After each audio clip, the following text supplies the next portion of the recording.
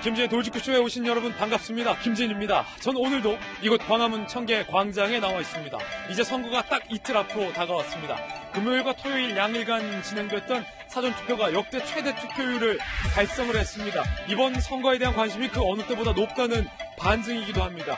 따라서 전체 투표율도 그 어느 때보다 높을 것이라는 예상도 나오고 있는 상황입니다. 양당에서는 1당을 모두 다 예상했습니다. 그런데 양당의 뉘앙스는 조금 달랐습니다. 선거를 이틀 앞둔 오늘 과연 주요 쟁점과 이슈는 무엇인지 잠시 후에 짚어보겠습니다. 저는 비가 오나 눈이 오나 매일 아침 이곳에서 여러분을 기다리겠습니다. 김진의 돌직구쇼 지금 라이브로 시작합니다. 잠깐만요.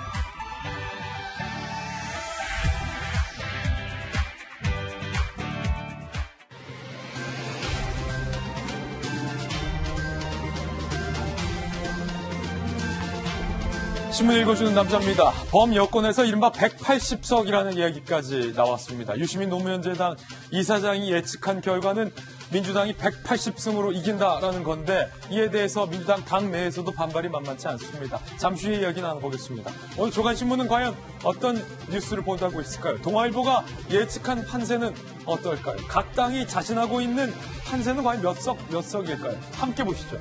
먼저 동아일보입니다. 민주당은 130에서 140석을 지역구에서 얻을 것으로 자신을 했고 통합당은 110에서 120석을 지역구에서 얻을 것으로 자신을 했습니다. 양당이 자신 있다라고 의석수를 합친 거는 400석이 넘어가는 것 같아요. 보시죠. 여당은 수도권에서 10석이 추가 가능하다라는 분석을 내놨습니다. 민주당 내에서는 압승할 수 있다라는 분위기를 쉬쉬하고 있는 모양새예요. 이해찬 대표는 일당 확보, 목표는 이제 내 책임의 과반이다라는 얘기까지 하고 있습니다. 이에 대해서 황교안 대표는 쯧쯧쯧 5만이 극에 달했다라고 이해찬 대표를 향해서 공세를 취하고 있습니다. 5만이 극에 달했다라는 겁니다. 그 가운데 사전투표율은 26.7%로 역대 최고치입니다. 지금 TV를 보고 계신 저희 돌직구쇼 시청자 여러분들은 사전투표를 하셨습니까? 아니면 본투표에 여러분의 소중한 표를 행사하려고 아껴두고 계십니까? 여러분의 선택은 과연 어디입니까? 다음 신문입니다. 이번엔 중앙일보입니다. 선관위의 판단과 관련돼서 불공평하다라는 논란이 불거졌습니다. 사진 한번 보시죠. 선관위가 된다와 안 된다라고 판단한 두 가지의 케이스가 논란인 겁니다. 먼저 선관위가 된다라고 한 투표 동료 광고입니다. 투표로 100년 친일 청산하자. 이른바 미래통합당을 비판한 이 현수막에 대해서는 선관위가 붙여도 된다라고 허가를 했는데 민생 파탄 거짓말 아웃 투표가 답이다 라는 이른바 문재인 정권을 비판한 듯한 이 같은 투표 동료에 대해서는 선관위가 안 된다라고 판단을 했습니다. 물론 진영이 선명하게 갈리고 있습니다. 이를 두고 통합당 내에서는요. 심판이 한쪽 선수만 작정하고 방해하고 있다라고 주장을 했습니다. 여러분의 생각은 어떠십니까? 언뜻 보기에도 둘 다 상대당을 비판하는 듯한 투표 동료 메시지인데 한쪽은 되고 한쪽은 안 된다. 선관위의 기준은 과연 무엇일까요? 통합당의 불만의 근거는 있는 걸까요? 잠시 후에 이야기 나눠보겠습니다. 여러분의 생각도 들려주세요. 다음 신문입니다. 이번엔 한겨레 신문입니다. N번방 조주빈의 그 잔인함과 잔악함, 그 끝은 어딜까 궁금한데 인간시장방이라는 새로운 방을 운영한 건데 이거는 기존에 나왔던 N번방 등과는 성격이 아예 다릅니다. 무슨 얘기냐면 이미 성착취 동영상을 찍었을 가능성이 높은 피해 여성들을 오프라인에서 성관계까지 할 수 있게끔 그리고 그 피해 여성들을 돈을 받고 분양을 하는 그런 인간시장방을 운영한 듯한 내용이 포착이 된 겁니다. 한겨레 신문이 단독 취재했습니다. 여성들을 노예라고 불렀고 이곳에 올라와 있는 노예들은 이른바 성관계 성폭행이 가능하다. 돈을 내고 고르시고 이메일로 가격문의까지 달라라고 조주빈이 글을 남겼다는 겁니다. 이른바 150만 원 이상의 돈을 지불한 남성들을 상대로 한 고액 회원들을 상대로 한 은밀한 오프라인 시장에서의 이른바 경매방 같은 건데 정말로 충격적입니다. 잠시 후에 이야기 나눠보겠습니다. 다음 신문입니다. 이번엔 조선일보입니다. 요즘 운전자들 사이에서 민식이법 1호로 내가 걸릴까봐 공포를 표하고 있다고 합니다. 스쿨존 공포라는 건데 30km 서행을 해도 사고가 날 수 있는데 사고가 났다 하면 이 운전자들이 본인의 귀책이 아니라는 걸 입증해야 되기 때문에 처벌될 가능성이 상당히 크다라는 겁니다. 이 때문에 민식이법 운전자 보험까지 상품이 나왔고 그 가입도 크게 늘고 있다고 하네요. 그래도 저래도 스쿨존 앞에서는 일단 무조건 30km 이내 서행하는 게 중요하다는 사실 다시 한번 강조드립니다. 굉장히 저도 운전해봤는데 상당히 느리더군요. 그 정도 느리게 운전하면 아이들이 어디서 나오는지는 최소한도로 지금보다는 더 볼 수 있지 않느냐라는 취지입니다. 지금까지 신문 읽어주는 남자였습니다. 오늘 아침 저와 함께 등판한 등판 선수 소개해드리겠습니다. 저희 돌직구쇼의 코로나 전문가이자 고려대 약대에서 바이러스를 전공하신 김정기 교수님 오늘도 모셨습니다. 어서 오세요. 그리고 노무현 전 대통령의 헌법 스승인 경기대학교 부총장 박상철 교수님 나오셨습니다. KBS 방송기자 출신, 문체부 차관 출신, 청와대 대변인 출신, 오세 품격 박성기 전 대변인 나오셨습니다. 민주당 선관위 상근 부대변인이자 시사평론가 이경 대변인 나오셨고요. 25년 국회 전문가 공간과 논쟁의 장성주 소장님 모셨습니다. 모두 어서 오세요. 다들 경력들이 화려하시니까 제가 읽기에 바쁩니다. 자, 이분들 모시고 오늘의 키워드도 3가지 준비했는데 하나씩 살펴보죠. 먼저 첫 번째 키워드는 모두 가짜라는 겁니다. 코로나19와 관련돼서 해외에서 들어와서 자가격리 된 분들 중에 다 가짜로 쓰신 분이 적발됐습니다. 휴대폰도 주소도 모두 다 가짜. 왜 이러십니까, 선생님? 두 번째 키워드는 180석. 유시민 이사장이 이번에 민주당이 180석으로 압승한다. 라는 굉장히 휘황찬란한 예상을 했습니다. 당 내에서도 반발 나왔습니다. 당 밖에서는 당연히 반발이 나왔죠. 세 번째 키워드는 5명. 손석희 사장을 사기치기 위해서 조주빈이 동원한 일당은 총 몇 명? 5명. 잠시 후 이야기 나누죠. 김지현 돌직구쇼. 오늘도 중요한 뉴스만 엄선했습니다. 오늘 홈뉴스로 문을 열겠습니다.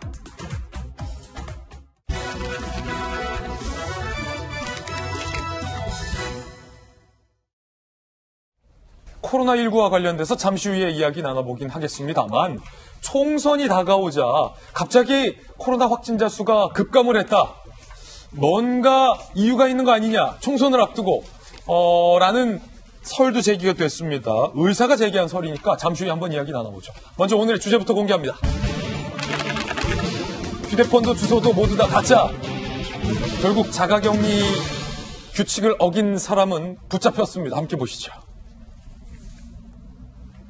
사우나에서 잡혔어요. 아유, 참 자가격리 중 고 2주인데 꼭 사우나 가셔야겠습니까? 2주를 못 참아서 처벌받잖아요. 본인 손해잖아요. 그리고 만약에 그 확진이면 어떡합니까? 사우나에서 같은 물에 같은 공기 중에 뜨끈하게 몸 데폈던 분들은 이게 뭔 죄입니까? 이러면 안 됩니다. 미국에서 입국한 68세 A씨 남성 그러시면 안 됩니다, 선생님. 자가격리 조치 어기고 11일 오후 2시쯤 송파구의 한 사우나를 여유있게 느긋하게 방문합니다. 이야, 이러고 가서 몸 짖으면 마음 편하십니까? A씨의 지인 신고로 들통났어요. 송파구는 귀가 조치시켰습니다. 그런데 A씨는 음식점에서 식사를 하고 저녁 7시 반쯤에 또 가요? 사우나? 또 갔어요. 아니, 음식점 간 것도 놀랄 노자인데 사우나를 또 갔다는 사실에 야, 이렇게 되면 이 송파구 공무원들은 뭐가 됩니까, 선생님? 경찰은 이번엔 업소 측의 신고를 받고 A씨를 체포했습니다. 사우나 주인이 신고한 거예요. 사우나 주인이. 먼저 번에는 지인이, 두 번째는 사우나 주인이. 이러면 안 되죠. 조사 결과 이 68세 남성은요, 입국 과정에서 휴대전화 번호와 자가격리지 주소를 가짜로 기재했다. 처음부터 마음 먹고 그냥 단속을 속일 것을 결심한 겁니다. 해당 주소지는 출국 전에 머물렀던 곳, 자가격리가 가능한 장소 아니라는 것. 서울시 관계자의 이야기 들어볼까요? 주소가 불분명한 내국인은 국가격리시설로 이동하게 돼 있는데 주소와 휴대전화 번호를 썼기 때문에 그쪽을 보내지 않았다. 해외 명단에서 누락됐다기보다는 구청에 통보가 늦어진 것이다. 송파구는 A씨를 경찰에 고발, 조사 후 서울시가 운영하는 격리시설로 보낼 예정이라고 합니다. 이분은 경찰의 수사에 따라서 과태료나 아니면은 징역형까지 재판을 받게 될 예정입니다. 사우나를 갔다. 그것도 한 번이 아니고 2번을 갔다. 김정희 교수님. 네. 이게 보통 저도 좀 사우나 좋아하거든요. 좀 몸도 답답하고 근질거리고 또 해외에서 입국했고 외국엔 사우나가 없으니까 자가격리 하다 보면 사우나 가고 싶은 마음은 있어요. 그런데 한 번도 아니고 2번씩이나 갔다. 이거 대놓고 사실상 조롱한 거 아닙니까? 규칙을.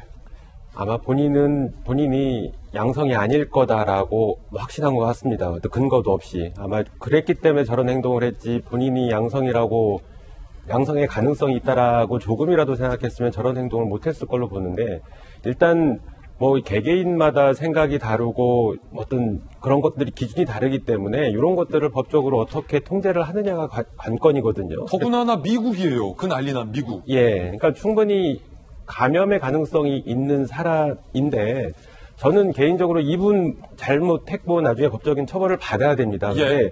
그거에 앞서서 시스템을 좀 정비할 필요가 있다라는 생각을 가지고 있어요. 그러니까 저는 예. 지금까지 공항에서 그러니까 주소지나 전화번호를 적을 때 전화번호를 확인하는 거라고 생각을 했거든요. 근데 지금처럼 허위 기재를 했을 때 그걸 확인 안 하고 귀가 조치하는 게 이게 맞느냐라는 생각이 들어요. 마음대로 적으면 이 같은 사례 나올 수 있다. 그렇죠. 그러니까 처음에 이제 전화번호를 적었을 때 그거를 전화를 해서 확인을 하고 그 다음에 뭐 자가격리지로 보내던 아니면 시설격리를 하던 이런 조치를 취했어야 되는데 예. 그런 거 없이 그냥 이분을 자가격리지로 보냈다라는 게 일단은 좀 잘못이라고 생각을 하고요. 그리고 주소지를 적었을 때 실제로 이제 각 지자체별로 담당자들이 하는 걸로 알고 있거든요. 예. 귀가 조치를 하는 걸로 알고 있는데 그때 당시에 기재한 주소지하고 안 맞다라는 걸 알았을 때인데 이 부분이 여러 가지가 미스테리예요. 미스테리예요. 지금. 구멍이 좀 많다. 네, 그래서 이러한 부분은 예. 반드시 보완을 할 필요가 있고 이제 보도되는 내용에 따르면 이제 서울시에서 중대본에 이 부분에 대해서 재발 방지를 건의를 했는데 이제 서울시에서 예. 중대본에 예. 야 니들 뭐냐 이거 다 가짜인데 그냥 집에 보내냐. 네, 그랬더니 이제 법무부 관계자 법무부는 실제로 행안부에 입국자 정보를 전달하는 역할이지 그 기재 사실이 허위인지 사실인지를 판별할 수가 없다 이렇게 얘기를 하는데 그러면 누가 판별합니까? 그러니까 이게 잘못된 예. 거예요. 지금 과거의 심각 단계로 전환이 됐을 때 가장 장점이 뭐냐면 확실한 그러니까 총리 주재의 컨트롤 타워로 해가지고 법부처 간의 협력이 유기적으로 이루어질 수 있는 단계가 심각 단계거든요. 그래서 요거는 과거에 저희 부처별로 서로 역할이 달랐다라면 지금은 그게 아니거든요. 예. 원래 맡은 역할이 아니더라도 컨트롤 타워의 어떤 지시하에서 이게 유기적으로 협력이 이루어져야지만 이거는 법무부가 확실하게 해야죠. 그렇죠. 그러니까 그거를 해주고 실제로 확인하고 인력이 부족하면 그 보건당국의 지원을 받아서라도 실제로 확인을 하고 그 전화번호가 맞는지를 보고선 이제 뭐 어떤 조치를 취했어야 되는데 그런 부분들이 빠져 있다 보니까 이러한 사례들이 나오는 거예요. 본인은 휴대폰으로 추적이 안 되니까 그냥 뭐 사우나도 가고 음식점도 가고 당연히 모를 거라고 생각했던 거죠. 누가 지인이 신고를 할지 본인도 몰랐을 거예요. 그러니까 이런 것들은 개개인마다 이게 상황이 다르고 생각하는 게 다르기 때문에 법적인 테두리 안에서 시스템적으로 좀 보완을 해야지만 이런 어떤 실수가 발생하지 않을 거다 이렇게 생각을 하고 있습니다. 예, 시스템적으로 참 허점이 좀 많았다라는 부분 전문가로서 지적 잘해 주셨고 이 68세 송파구 남성이 사우나를 2번 갔다. 처음에 지인의 신고로 사우나 갔다가 송파구청 공무원들이 나와서 귀가 조치를 하니까 딱 식당 가서 저녁 먹고 다시 사우나를 가서 사우나 사장이 신고했다는데 박성규 전 대변인께서 청와대 계셨잖아요. 네. 그렇기 때문에 이러시지 말라고 한마디만 해주세요. 그러시면 안 되죠. 왜 저렇게 철이 없으세요? 68세면 나이가 되셨잖아요. 예. 제가 계속 강조합니다. 저분들 속이겠다고 맘먹으면 사실은 아무리 제도가 촘촘해도 그거 빠져나갈 사람들이 있어요. 막을 수 있는 방법 그래도 효과를 내려면 엄벌밖에 없습니다. 엄벌밖에 없는데 다시 강조합니다. 얼굴 공개해 주셔야 합니다. 왜 공개하느냐? 2가지 말씀드릴게요. 예. 하나는 본인들에게 책임의식 갖게 해야 합니다. 망신도 좀 줘야 돼요. 예. 2번째로 주변에 있는 사람들이 저 사람이 지금 자가격리 대상이라는 걸 인지할 수 있도록 도와줘야 돼요. 본인이 피하지 않으면 주변 사람들이라도 알아서 피할 수 있도록 만들어줘야 되는 거예요. 예. 제일 안타까운 것은 저분이 미국에서 온 거 모르고 주변에서 그냥 자연스럽게 어울릴 수 있는 사람들, 이분들은 무슨 죄가 있겠어요? 그 엄벌의 첫 번째 저는 얼굴 공개라고 믿습니다. 예. 자, 그런가 하면 얼마 전에 이른바 그 룸살롱에서 확진된 여 종업원과 관련돼서 마스크를 쓰지 않고 피부과 등을 돌아다녔다라는 얘기가 나왔습니다. 원래 확진됐던 그 유흥업소 여종업원은 지금 법적 조치로 넘겨진 상황이고 그 룸메이트이자 역시 해당 유흥업소의 종업원인 이분도 얘기가 나왔어요. 강남 유흥업소 확진자 종업원 A씨 룸메이트 증상 발현 하루 전에 서초구 피부과를 방문했는데 병원 내서 마스크를 벗고 상담을 했다. B씨가 10분 정도 상담할 동안 마스크를 쓰지 않았고 이때 접촉자가 발생했다. 접촉진 의료진 6명 음성, 1명 조사 중. 강남구는 이 여종업원 B씨를 감염병 예방법 위반 여부 추가로 조사 중이다라는 사실도 오늘 새롭게 드러나 있군요. 뭐 이제는 여러 차례 수차례 강조해드렸습니다. 질병관리본부는 이런 얘기도 했습니다. 지금부터는 코로나19 이전의 세상이 다시 오지 않는다. 어찌 보면 전 상당히 좀 충격적이었는데 이런 센 발언까지 했습니다. 이제 우리가 과거의 코로나19 전의 세상은 다시는 안 온다는 겁니다. 들어보시죠. 코로나19 발생 이전의 세상은 이제 다시 오지 않습니다. 이제는 완전히 다른 세상입니다. 생활 속에서 감염병 위험을 차단하고 예방하는 방역 활동이 우리의 일상입니다. 마트에서 코로나19 바이러스를 보유한 사람이 기침을 했을 때 이 코로나19 바이러스가 얼마나 멀리 날아가느냐를 보여줄 수 있는 한 가지 영상물도 제작이 됐습니다. 함께 보실까요? 자, 마트의 진열대가 이렇게 있죠. 옆 칸에서 코로나19에 확진된 사람, 바이러스를 보유한 사람이 기침을 한 번 했을 때 보시죠. 애취! 한 번 한 거예요. 했을 때 이렇게나 많은 코로나19 바이러스가 그 진열대 칸뿐만 아니라 지금 옆 칸을 넘어서 얼마까지 날아갑니까? 3m까지 3m까지 날아가는데 6분 안에 3m까지 날아간다 라는 실험 결과가 나왔다는 겁니다. 한 번만 더 볼까요? 한 번만. 저는 이거 보고 상당히 어제 밤에 충격을 받았습니다. 다시 한번 보시죠. 코로나19 바이러스 보유한 사람 애취 한번 재채기를 했을 때 자, 옆에가 칸에서 지금 옆 칸으로 바로 넘어가고요. 이렇게 확산이 되고요. 6분 안에 이 코로나19 바이러스가 3m를 날아간다는 겁니다. 마트에서. 자, 보시죠. 6분 만에 3m를 날아가는 걸 확인할 수 있습니다. 김정 교수님, 좀 이거 자세히 설명 좀 해주세요. 이게 유럽 핀란드 연구진이 이제 실험을 한 건데 실제로 실험을 한 건 아니고요. 컴퓨터 시뮬레이션을 돌렸을 때 나온 결과입니다. 그래서 마트 같은데 이제 어떤 건물 공간 이제 실내에서 기침이나 재채기를 했을 때 요 비말이 그러니까 3m까지 가고 실제로 공기 중에서 한 6분 정도까지는 체류를 하더라라는 거를 컴퓨터 시뮬레이션으로 나온 결과입니다. 그렇군요. 아니 근데 코로나19 바이러스 전공하셨으니까 바이러스마다 종류와 특성이 다 다르잖아요. 그럼 얘들이 특히 더 잘 날아가는 겁니까? 아니면 원래 바이러스가 이런 겁니까? 원래 바이러스가 이런 겁니다. 그러니까 기존에 우리가 비말하면은 뭐 보통 1m 그리고 최대 2m까지 해서 지금 2m 거리두기 하고 있는데 그거는 단순하게 교과서적인 수준, 그러니까 어떤 팩트입니다. 그러니까 이게 실제로 모든 상황에 어떤 뭐 비말이 딱 가다가 2m 딱 되면 2m 됐네 그래서 딱 하는 게 아니거든요. 비말이 그러진 않죠. 비말의 종류 사이즈도 굉장히 다양해요. 큰 거부터 작은 거까지. 그러니까 물론 1m 가는 것도 있고 2m 가는 것도 있고 지금 실험처럼 최대 3m까지 가는 경우도 있고 실제로는 더 이상 갈 수도 있는 거예요. 그건 알 수가 없습니다. 여기에 만약에 어떤 공조라든가 물리적인 환경이 작용을 했을 때에는 훨씬 더 멀리 갈 수가 있습니다. 그러니까 이게 전형적으로 에어로졸 감염을 일으키지 않는 그런 비말 접촉에 의한 어떤 바이러스, 호흡기 바이러스라고 해도 이런 환경이 되면 멀리까지 가면서 에어로졸 형태의 전파를 시킬 수 있다라는 거거든요. 그래서 이런 지금 나온 실험 결과 같은 경우에는 물론 과학적으로 현재 한 연구진의 주장이긴 합니다만 가능성이 충분히 있고요. 가능성이 있으면 이거에 대비를 해야 됩니다. 그래서 우리가 마스크를 써야 되는 이유가 그러네요.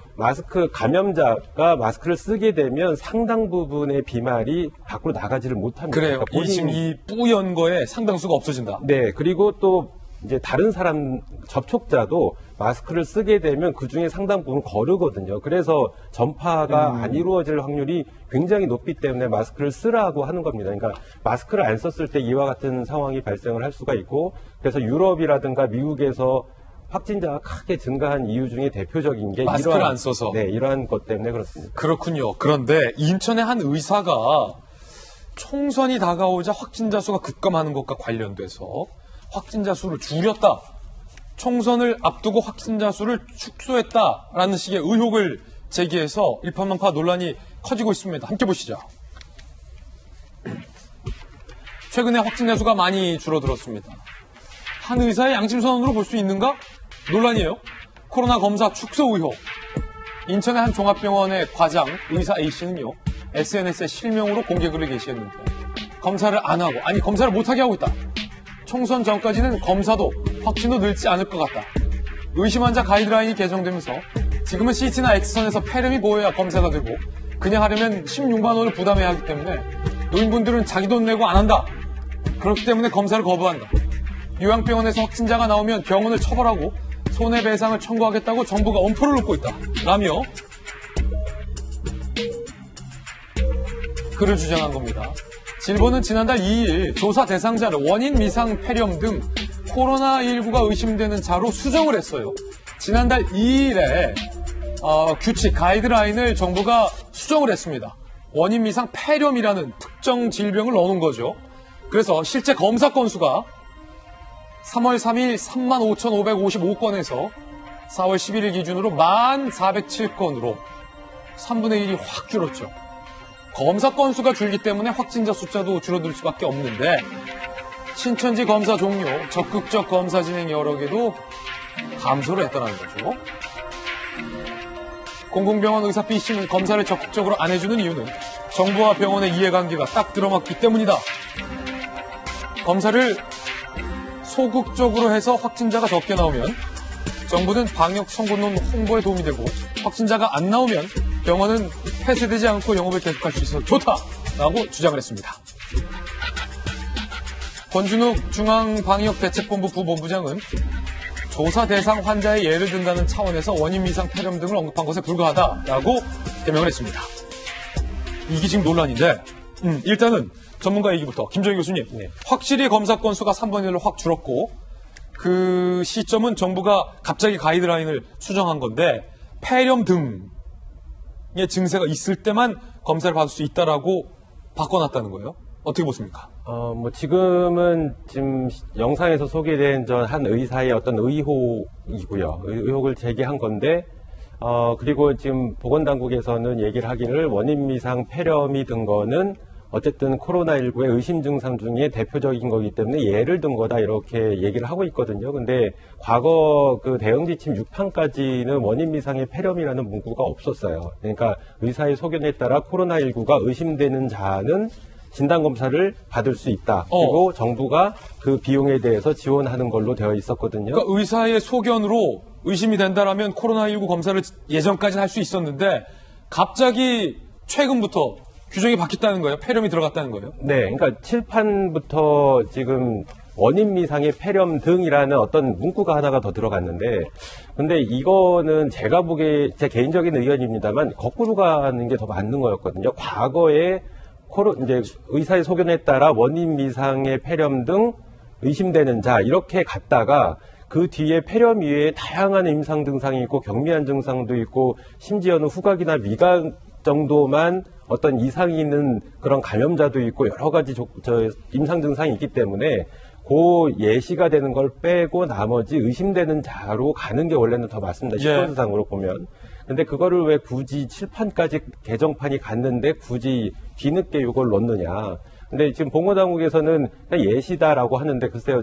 저는 개인적으로 이제 어떤 공문서나 아니면 이제 법 관련돼 있는 문구상에서 이거는 부총장님께 여쭤보면 더 맞겠지만 되게 법 문서에 뭐뭐뭐뭐 등 하고 예시를 들거든요. 그러면 만약 그 예시가 없었을 때는 나중에 유권 해석이 가능한데 그렇게 딱 지정을 해놔버리면 굉장히 제한적인 해석을 하게 되어 있거든요. 그러니까 지금 보면 딱 원인 미상의 폐렴 일때만, 그러니까 CT나 X선 검사상으로 그런 폐렴 증상이 있을 때만 마치 진단검사를 할 수 있는 걸로 오해의 소지가 분명히 있습니다. 그러니까 적절치는 못한 문구였다. 저는 개인적으로 그렇게 생각을 하고 있고요. 예. 그리고 실제로 팩트상으로 아까 그러니까 영상에 소개되어 있는 것처럼 그 해당 시점부터 검사 건수의 급격히 감소됐다라고 되어 있는데 저는 지금 우리나라는 검사 건수가 그러니까 지원자에 한해서만 검사를 할 단계가 아니라고 봐요. 그러니까 지금은 코로나19의 특성상 무증상 감염도 많고 경미한 증상도 많다 보니까 이게 표본 검사를 시행을 해야 되거든요. 지금 없을 때에도, 그러니까 지원자가 없을 때에도 실제로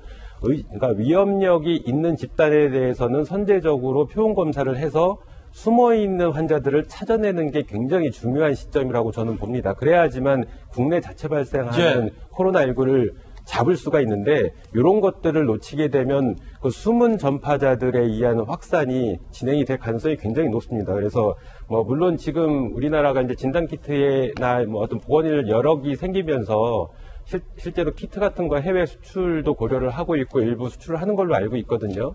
그렇게 해서 우리나라 국가 위상을 높이는 거 물론 중요합니다. 근데 실제로는 우리나라 내에서의 코로나19를 잡는 게 무엇보다 중요하고요. 그러기 위해서는 이런 선제적인 어떤 표본 검사 등과 같은 그런 진단 검사를 계속 시행을 주기적으로 해야 되고, 더군다나 앞으로의 이런 대응 지침의 어떤 변화를 가져오려면 이게 무증상감으로 지나간 사람도 굉장히 많을 거라고 생각하거든요. 우리 중에도 누가 감염됐다가 증상 없이 지나갔는지 알 수가 없어요. 그래서 나중에 이제 진단 목적으로는 항체 검사를 하면 안 되지만 이렇게 어떤 대응을 위한 앞으로의 데이터를 확보하기 위해서는 항체 기반으로 한 진단 검사를 해서 국민의 몇 %가 확진 안 되고 감염된 사람이 있는지 이런 데이터들도 계속 수집을 할 필요가 있습니다. 그래야지 앞으로 대응에 어떤 발판이 될 수가 있거든요. 그래서 이런 것도 굉장히 중요한데 어쨌든 이 상황으로 봐서 저 문구는 적절지 못했다라는 거는 저는 개인적으로 동의를 합니다. 그러면 쉽게 말해서 이 검사 건수 자체를 줄여버리면 당연히 확진되는 확진자 숫자도 줄어들기 마련인데, 총선을 앞두고 지난달 2일에 갑자기 규칙을 개정하면서 검사 건수가 결과적으로 확 줄어졌다. 물론 아직까지 이른바 축소 의혹이 사실로 드러난 것은 단 한 개도 없지만, 박상철 총장님, 결과적으로 봤을 때 검사 건수와 확진자 수가 줄었다 한 의사의 이 같은 의혹 제기에 대해서는 어떻게 보십니까? 그래서 저는 어떤 문구가 제안을 했기 때문에 이런 결과가 왔다?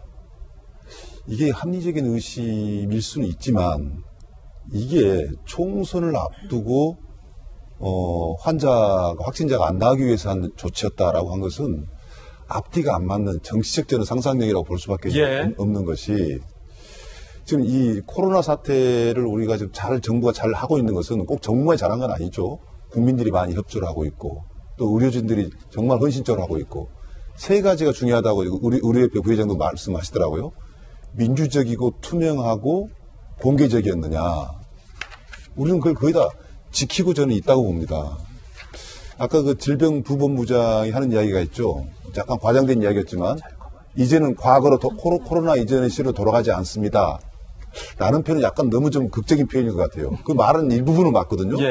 코로나 이전에 돌아가지 않는다. 즉 정상화가 과거로 돌아가도 100% 과거에 같지 않는다라는 것은 무엇을 이야기하고 싶냐면, 이제는 우리가 이 상태에서 우리 일상생활에 서서히 이제 재개를 해야 될 거 아닙니까? 그랬을 때 최대한 확진자를 잡았다라는 생각이 때가 왔을 때 우리들은 뭘 준비하고 있냐면, 이제는 생활 속에서 일상 속에서 방역을 해가면서 뭐 이런 것도 준비를 하고 있어요. 저는 그 중에 하나가 저는 마스크라 봅니다. 마스크가 우리들에게 있던 무슨 아까 분만 이게 나가지 않아서 이렇게 실질적으로 많은 효과를 보고 있다는 것도 있지만, 심리적으로 지금 길거리 다니다 보면은 엘리베이터 타다 보면은 마스크 끼지 않은 사람 하나도 없거든요. 저도 2개를 가지고 다닙니다. 이게 벌써 심리적으로 코로나에 대해서 전 국민이 대처하는 신중함이 이미 깔려 있거든요. 그렇기 때문에 이 건수나 확진자가 준 거다. 그런 긴장 속에서 이런 결과가 나온 거지. 만약 이걸 축소한다면 해외에서는 유입자를 갖다 이렇게 적극적으로 검사할 리가 없거든요. 제가 하나만 말씀드리면, 저 주변에서 생긴 이야기인데, 한 보건소에 가서, 어느 구의 보건소에 가서 내가 양성인지 음성인지 해외에서 온 사람입니다. 검사를 해달라 그러니까 15분 만에 검사하고, 제가 실제 봤어요. 그리고 양성이면 전화로 드리고 음성이면 이틀 후에 그 문자로 보내겠다라는데 하루 후에 음성이라고 연락이 오더라고요. 이런 과정을 봐서는 이 부분을 갖다가 우리가 의심하고 들어가는 것은 지나친 정치적 상상이다. 이렇게 생각을 합니다. 코로나19와 관련된 다양한 소식들 한번 전해드렸습니다. 김정희 교수님 여기서 인사드립니다. 감사합니다. 이번엔 저희가 준비한 두 번째 이슈입니다. 이제 선거가 이틀 앞으로 다가왔습니다. 본격적인 선거 국면이기 때문에 중요한 뉴스들 저희가 오늘 한번 추려봤는데, 예민하게 반응한 180석 압승론이라는 제목 달아봤습니다. 유시민 노무현재단 이사장이 180석을 민주당 개라고 표현드렸습니다. 차지할 거다, 이른바 압승할 거다라는 예상을 펼쳤습니다. 이에 대해서 당 내에서도 우려의 목소리가 나왔습니다. 먼저 그 이야기부터 들어보시죠. 전체적으로는 선거 판세가 민주당의 압승 분위기로 지금 흐르고 있습니다. 저는 범여권이 180을 해야 된다고 봐요. 범진보가 180석을 넘기고 제일 좋지 않나? 범진보, 그러니까 민주당, 더불어시민당, 열린민주당까지 의미하는 거죠. 합쳐서 180석을 얻을 거다, 이른바 압승을 할 거다라는 이야기를 꺼내든 겁니다. 그러자 이낙연 후보 같은 경우는 유시민 이사장을 겨냥해서 비판을 했습니다. 뭐라고 비판했을까요? 바깥에 있는 분이 더 심하게 선거 결과를 섣불리 예측하거나 그런 일은 조심하는 것이 훨씬 낫습니다. 누가 국민의 뜻을 안다고 그렇게 함부로 말할 수 있습니까? 이낙연 후보뿐만 아니라 당내에서 이른바 싱크탱크 이 민주연구원장인 양정철 원장도 유시민 이사장을 빗댔습니다. 우리가 다 이긴 것처럼 의석수 예상하며 호언하는 사람들의 저의를 의심해봐야 된다. 양정철 원장이 걱정하는 것은 이렇게 유시민 이사장처럼 야 우리가 이겼다 하고 샴페인을 터뜨리는 게 오히려 진영자로 하여금 너무 건방진 거 아니야? 그리고 상대 지지자로 하여금 안 되겠다. 우리가 가서 통합당 찍어줘야겠다. 라는 효과를 불러일으킬 것을 양정철 원장과 이낙연 후보 등은 우려했던 것 같아요. 그런데 양정철 원장의 유시민 이사장에 대한 비판을 손혜원 열린민주당 의원이 비판을 합니다. 비판에 재비판인 거죠. 이제 유시민 이사장까지 야 양정철이 많이 컸네. 양정철 많이 컸어. 네가 유시민을 비판해. 라고 재비판을 하고 나섰습니다. 장통. 네, 국회통이시잖아요. 일단은 유시민 이사장이 예상한 것처럼 민주당 개가 180석을 얻는다. 이게 가능은 한 얘기입니까? 현재 나오는 언론사 여론조사를 보면 180석도 되게 좀 적은 수치예요. 아, 그래요? 대략 한 200석 이상 나와야 정상적입니다. 이거 양정철 원장처럼 지금 장순우 선생님 무슨 저의가 있는 거 아닙니까? 저희가 있는 건 아니고요. 그냥 여론조사에 여태까지 나온 것을 보면. 그런데 이제 선거를 앞두고 항상 이렇게 180석 압승, 우리가 이긴다라고 하면은요, 국민들께서는 무척 싫어하세요. 이게 이른바 역풍난다? 오만하다. 오만하다. 도저히 못 봐주겠다. 그러한 이제 견제 심리가 발동이 되는데, 제가 지난 금요일, 토요일 네. 사전 투표율이 사상 최고를 기록한 것은 저 유시민 이사장의 저런 말도 한 몫을 하지 않았을까라는 생각이 들어요. 그래요? 왜냐하면 그냥 저의 그냥 개인적인 추측인데 여당이 180석을 얻고 압승의 분위기가 있는데 여당을 지지하는 층에서 굳이 나가서 야 이번에 가서 우리 여당 더 지켜줘야 되겠다라고 찍진 않았을 것 같아요. 네. 그냥 제가 봤을 땐 큰일 났다. 범진보가 180석 얻고 이해찬 대표가 얘기했던 것처럼 과반수 이상을 얻는 압승이 예상되면 이제 상대 지지층에서는 우리 좀 견제해야 되겠다. 우리 보수 우파 큰일 나겠다. 이런 견제 심리가 좀 발동을 하지 않았을까라는 그런 생각인데 예. 지난 2016년도에요. 3% 이하의 득표율로 그 당락이 결정된 곳이 전국적으로 36곳입니다. 그만큼 접전이었다. 그렇습니다. 지금 이 상황에서도 저런 예. 말 한마디가 3%는 왔다 갔다 하게 할 수 있어서 3%면 상당히 적은 표차로 당락이 결정됐다는 거예요. 그렇죠. 그러니까 그런 것 때문에 각 당에 있는 후보들이나 지도부들은 끝까지 말 조심하시기 바랍니다. 제가 15일 투표날 저녁 8시 반에 개표 방송하잖아요. 네. 그때 그 3% 표차로 엎치락 뒤치락 하는 지역구를 이번에도 좀 많이 볼 수 있겠군요. 그렇죠. 어찌 보면은요, 이번 이제 총선을 치르면서 결정적인 분기점 포인트들이 몇 군데 있어요. 예. 자칫 잘못하면 민주당이 원하는 의석을 얻지 못하면 유시민 이사장이 얘기한 전날이 또 하나의 큰 분기점이 아니었을까라고 이제 결론을 내려볼 수 있겠죠. 예. 저는 방금 저희가 컴퓨터 그래픽으로 마일 정리했던 거 두 명의 발언이 엇갈렸는데 그게 참 흥미롭거든요. 한번 다시 보시면서 이야기 나눠보죠. 이경 대변인께서 당에 계시니까 선관위에 민주당의 양정철 원장은 유시민 이사장의 발언에 대해서 저 저의가 있다. 왜 자꾸 저렇게 얘기하냐. 라고 도움 안 된다는 비판적인 입장인데 민주당에 있다가 나와서 열린민주당을 만든 손혜원 의원은 오히려 그런 양정철 원장에 대해서 양정철이 많이 컸어. 라고 또 비판을 했단 말이에요. 두 분의 입장이 이렇게 달린 이유랄까요? 당 분위기랄까요? 어떻습니까? 어떻게 보십니까? 두 분의 입장이 비슷한 것 같아요. 그렇게 크게 갈린 것 같지는 않고요. 양정철과 손혜원이? 네, 예. 비판하는 거잖아요. 180석까지는 아니다 이런 비판의 포인트인 것 같은데요.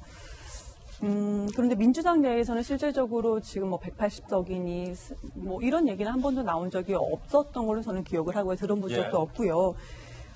그리고 지금 현재 코로나19 대응에 대해서 지금 한국이 교과서처럼 대응을 잘하고 정말 모범적인 국가다라는 얘기를 뭐 프랑스 마크롱 대통령, WHO 무슨 뭐 사무총장이라든지 뭐 빌 게이츠까지 나서서 이런 얘기를 하고 있습니다. 이런 상황에 지금 야당에서 정부 여당 심판론을 들고 나오니 이게 통하지 않은 상황입니다. 지금. 그런데 그럼에도 불구하고 민주당에서는 이낙연 전 총리죠. 이낙연 후보도 이런 얘기를 했습니다. 누가 함부로 국민의 뜻을 말할 수 있겠냐 이런 얘기도 했는데요. 이것이 보여주기식이 아니고요. 실제로 여당의 분위기가 이렇습니다. 네, 국민의 뜻을 누가 함부로, 물론 전문가들은 나와서 이렇게 여론조사에 대해서 발표를 하고 예언을 할 수 있으나 그렇지만 당 자체 내에서는 한 번도 이런 얘기를 하지 않고 좀 조심하고 있는 분위기입니다. 그럼 유시민 이사장의 발언에 대해서 어쨌든 좀 부적절하다. 근데 양정철 원장, 예. 무슨 저희가 의심된다. 이거는 제가 개인적으로는 좀 너무 좀 강한 발언이 아닌가 이런 생각이 드는데. 양정철 원장이 좀 세게 했다. 강한 발언이 아닌가라는 개인적인 생각을 예. 가지고 있으나 그런데 그 바탕으로는 지금 현재 오만한 여당 프레임을 야당에서 좀 짜려고 하는 거잖아요. 그래서 이런 부분에 대해서 좀 강하게 대처한 거라고 보여집니다. 예, 요건 이제 이경 대변인 개인 의견이라는 것 말씀드리면서 야당에서는 상당히 기분 나쁘게 받아들였습니다. 오만한 당 치고 성공한 정당 없다. 누가 한 발언이냐면 김종인 선대위원장이 이렇게 얘기했습니다. 들어보시죠. 지금까지 180석 운운한 정당 치고서 선거에 성공한 정당이 하나도 없어요.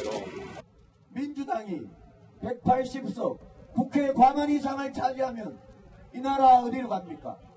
앞으로 우리 국민들 정말 겪어보지 못한 문재인 독재가 시작됩니다, 여러분. 박성기 대변인께서도 또 직접 선거 치러 보셨으니까 어떻게 보셨습니까? 정말 누가 할까요? 그런데 제가 보기에는 유시민 노무현재단 이사장은 본인이 그 어용 지식인을 하겠다고 선언하고 하시는 분 아니에요. 대통령에게 뭐가 도움이 될 수 있는 일 하겠다. 그리고 그런 쪽에서 판을 깔아주고 논리를 만들어주는데 저분의 얘기 나름대로 근거를 가지고 얘기했다고 보고 저 얘기에 양정철 민주연구원장이나 민주당 내부에서 경계는 하고 있지만 속으로는 아마 굉장히 흐뭇한 미소를 짓고 있을 것이라고 생각이 돼요. 왜? 좀 전에 우리 장 소장 얘기했지만 언론 보도 나오는 거 보면 그 이상이거든요. 근데 저는 이 180석의 의미를 한번 좀 말씀드리고 싶어요. 180석? 왜? 굳이 왜 180석일까? 얼마 전까지만 해도 과반 정당을 갈까 말까에 대한 걱정을 했었는데 180석이라고 한다면은 과반을 넘어서 웬만한 거 국회에서 과반을 통해서 처리해야 하는 법안들은 뭐 다 처리할 수 있다는 얘기. 두 번째는 거기에 우호적인 20석만 더하면 개헌까지 갈 수 있다는 얘기가 되거든요. 예. 개헌을 어느 한 당이 주도해가지고 갈 수 있는 분위기가 된다고 하는 것은 이제까지 우리 역사에 별로 없었던 일입니다. 그리고 그런 경우가 있었던 것은 결국 다 불행으로 이어졌었거든요. 180석을 얘기하는 것이 저는 굉장히 위험하다고 보는데 저는 그러면서 하나 드는 생각이 이거예요. 우리 국민의 생각을 저분들은 좀 읽고 있을까? 무슨 얘기냐면은 180석까지 간다고 하는 얘기는 많은 국민이 코로나19 사태에 지금 덮여 있지만은 소득주도 성장으로 파탄이 난 경제 다 잊어버렸을 것이다. 또 최저임금 수준을 옮겨놓으면서 자영업자들이 몰락하게 해서 오히려 더 많은 실업자를 나오게 한 그 사태 잊어버렸을 것이다. 탈원전을 통해서 국제적인 경쟁력을 가지고 있는 대한민국의 첨단 미래 산업을 완전히 문을 닫게 만든 이 일을 국민이 잊어버렸을 것이다. 또 하나는 외교 문제에 있어서 과거의 전통적인 우방들과 등을 돌리면서 우리가 경계해야 할 대상들을 눈치를 보고 가는 이 경향을 우리 국민이 전부 잊어버릴 것이다. 이렇게 의식한다는 얘기거든요. 더 중요한 것은 그런 문제들이 계속 제기되는데도 불구하고 정부가 180석보다 훨씬 적은 의석을 가지고 이끌어왔어요. 독선과 아집을 가지고 끌어왔다고 많이 비판하고 경계하는 분들은 그렇게 얘기하는데 180석이 되면은 이런 문제 독선과 아집의 판이 그대로 이어지면서 이제까지 우리가 겪었던 코로나19 이전의 모든 문제들 총합한 사태가 더 앞으로 이어질 것이라고 하는 것들을 판을 깔아주는 건데 우리 위대한 국민이 코로나19를 전 세계에서 격찬받으면서 해결했다고 박수받는 국민이 그 상태로 갈까요? 저는 별로 동의하진 않습니다. 박성기 대변인 개인 의견이라는 거 분명히 말씀드리면서 야당 얘기 나와서 황교안 대표와 유승민 전 대표가 합동 유세하는 모습도 나왔습니다. 함께 보시죠. 자, 유승민 대표 같은 경우는 전 대표죠. 사실상 선거 초중반까지는 모습을 드러내지 않았는데 이틀 앞두고 황교안 대표와 만나서 이렇게 손을 잡는 모습도 연출이 됐다는 것도 오늘 흥미로운 한 대목인 것 같습니다. 그런가 하면 이 선관위와 관련돼서 이른바 각 당에서 양당에서 투표 동료 현수막이나 투표 동료 포스터, 투표 동료 캠페인을 냈는데 선관위가 된다와 안 된다 구분과 관련돼서 지금 논란이 일고 있습니다. 적폐청산은 되고 민생파트는 안 된다라는 건데 선관위가 서울 동작을 여야의 선과 동료 피켓 문구를 놓고 이른바 편파 판단을 했다는 논란에 휩싸였는데 공직선거법 제58조는 정당 명칭이나 특정 정당 또는 후보자를 지지하거나 반대하는 내용은 포함이 돼서는 안 된다라는 법이 있습니다. 선관위가 먼저 허용한 사례들 함께 보시죠. 이수진 후보 지지자 측의 피켓에 대해서 허용을 했습니다. 투표로 100년 친일 청산하자, 투표로 70년 적폐 청산을 하자. 그러니까 미래통합당의 이른바 나경원 후보 진영을 향해서 친일, 적폐라고 공격한 듯한 이 피켓과 현수막에 대해서 허용을 했습니다. 선관위는 100년과 70년은 보편적으로 긴 기간이다 라며 붙여도 돼 라고 허용을 했습니다. 그런데 통합당 나경원 후보 지지자 측의 피켓에 대해서는 불허를 했는데 민생파탄 투표로 막아주세요. 거짓말 아웃 투표가 답이다 라는 것과 관련해서 민생파탄은 현 정권을 연상시킨다. 거짓말은 이수진 후보를 연상시킨다 라며 안 된다라고 불허를 했습니다. 나경원 후보 측은 선관위가 억지 주장으로 여당 후보 편을 들고 있다. 여당은 줄곧 친일 대 반일 프레임으로 총선 선거운동을 했는데 친일은 되고 민생은 안 된다라는 건 납득할 수 없다라고 선관위를 비판했습니다. 변환봉 변호사님 나오셨는데 어떻게 보십니까? 선관위가 심판으로서의 역할을 좀 망각한 것이 아닌가 싶은 생각이 들고요. 이것을 아마 보는 시청자들 누구라도 좀 납득할 수 없다, 편파적이다라는 생각을 아마 가질 수밖에 없을 것 같습니다. 여당에서 이제 적폐청산을 얘기했었던 거는 문재인 대통령 취임 때부터 이야기했던 것이 적폐청산이었었고, 사실 그것은 이제 특정 보수 야당을 겨냥한다라는 것은 거의 뭐 주제의 사실일 것으로 보여지는데, 적폐청산은 특정 후보라든가 특정 정당을 비난하는 것이 아니다. 반대로 민생파탄은 정부를 겨냥하는 것이다라는 것은 지나치게 자의적인 해석이 아닐까 싶어요. 선관위가 어느 정도 좀 기계적 중립성을 지키면서 그 선거 관리에 본인 업무를 충실해야 되는 건데, 이러지 않고 오해 소지를 줄 수 있고 지나치게 편파적이 아니냐라는 시비에 불거질 수 있는 결정을 한다는 것 자체가 상당히 잘못된 것 같습니다. 그 미래통합당이 안 되면 당연히 민주당 구호도 상당히 의심받을 만한 구호이기 때문에 안 된다라고 하는 것이 적절한 것이지, 누구는 되고 누구는 안 된다, 스스로 심판의 역할을 포기한 것이 아닌가 싶네요. 박상철 총장님 어떻게 보세요?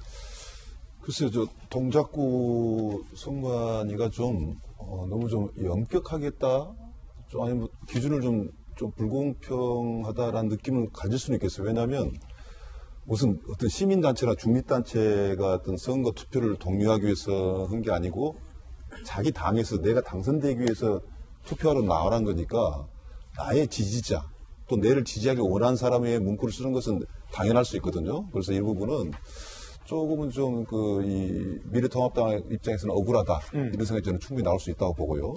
지금 선거판이 이렇습니다. 제가 볼 때는 막 잘 나간 사람을 밀어주는 이런 게 아니에요.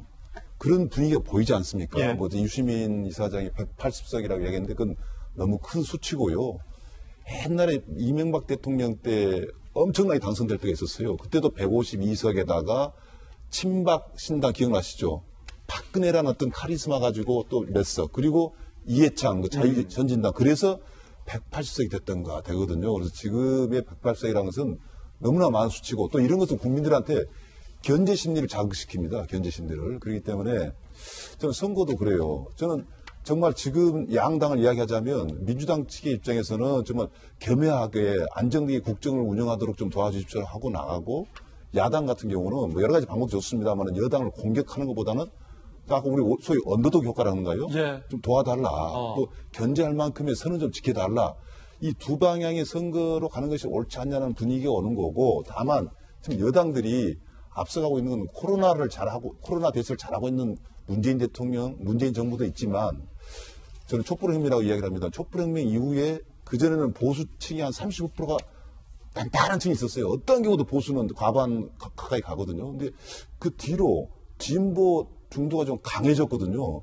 이것 때문에 이제 여당이 착시 현상이 저는 있을 수 있다고 봅니다. 근데 그분 무시하고, 정말 저는 미래통합당이라든가 이런 경우는 저는 국민들한테 그렇게 호소했으면 좋겠습니다.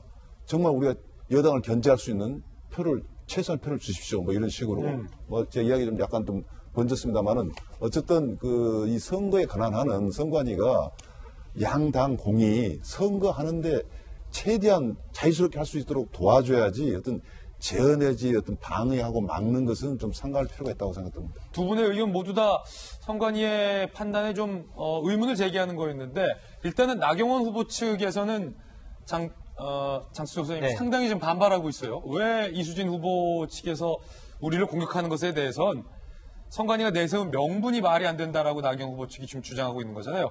100년이면은 그 특정할 수 없다 누군가를. 뭐 이게 선관위 해석이죠.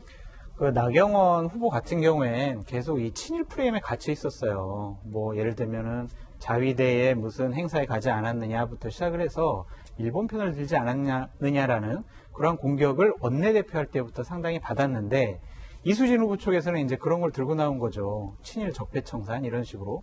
근데 하지만 본인들은 이수진 후보가 이 양승태 이 대법원장 체제 하에서 사법농단에 이게 오히려 피해자가 아니라 오히려 이게 동조한 게 아니냐라는 그러한 거짓말을 했다라고 계속 주장을 하고 있는데 그거에 대해서 투표 동료 문구로 거짓말 아웃 이런 식으로 하겠다는데 선관위는 못하게 한 거 아닙니까?